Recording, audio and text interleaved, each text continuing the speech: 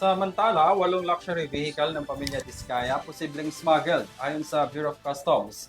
10 sa person of interest nila ang iniimbestigahan kaugnay sa pagpasok ng mga sasakyan ng pamilya Diskaya sa Pilipinas. Tunghayan ang detalye sa aking report. May mga persons of interest na ang Bureau of Customs at ipinatatawag para magpaliwanag kaugnay sa iligal na pagpasok sa bansa ng mga luxury vehicles ng pamilya Diskaya. Ayon kay BOC Commissioner Ariel Nepomuceno, tiniyak nito na hindi nila pagtatakpan sa oras na mapatunayang may pagkakamali sa kanilang hanay.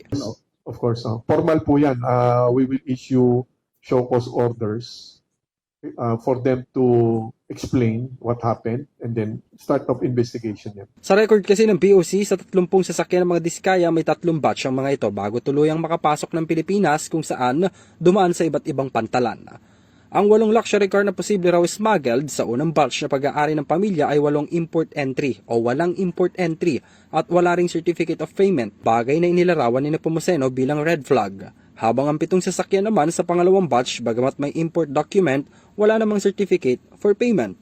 At ang panghuli, ang 14 na sasakyan nito na mayroon namang import entry at may certificate for payment, pero dadaan pa rin sa verification sa pamamagitan ng post-clearance audit. 30 plus 2. So for the purpose of our investigation, doon kami nakapokus sa 30 na luxury vehicles. Dahil yung ATV or UTV, hindi naman siya luxury vehicle. But imported din yon kahit nasa custody rin ng customs.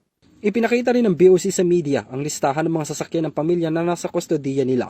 Nagbigay na rin ng 15 araw na palugit ang BOC para sa mga consignee at may-ari ng sasakyan para patunayan kung dumaan sa tamang proseso ang 13. Yung process na yan, meron silang 15 araw upang ipakita sa amin yung kanilang mga dokumento.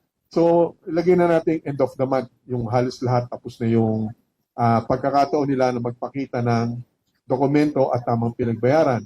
Importante po yan dahil sa unang hakbang na yan, yung tinatawag na burden of proof o yung pagpapatunay ay nasa sa kanila upang ibigay sa amin yung kanilang mga pinagbayaran.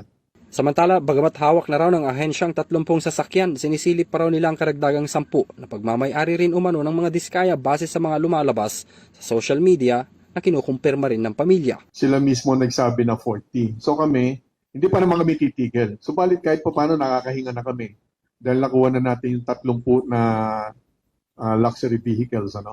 But then again, we assume na baka may 10 pa at least. Sa record ng BOC, idinaan ng 5 sa mga luxury vehicles ng Diskaya sa Port of Batangas, 3 sa Cebu, 3 sa Port of Manila at 7 sa Manila International Container Port o MICP. Kabilang sa mga imbestigang opisyales ng Bureau of Customs ang Port of Batangas, Cebu, Port of Manila at Manila International Container Port o MICP. Samantala, nakatakda namang imbestigahan ang ilang opisyales o district engineer ng DPWH sa Bulacan at Batangas. Ito'y bahagi raw ng pagtalima ng BOC sa ipinag-utos ng Pangulo na lifestyle check sa mga opisyales ng pamahalaan. Mula dito sa Port of Manila, Bureau of Customs, para sa EuroTV News, ako si Henry V. Nicolas. Sumasaludo sa bawat Pilipino.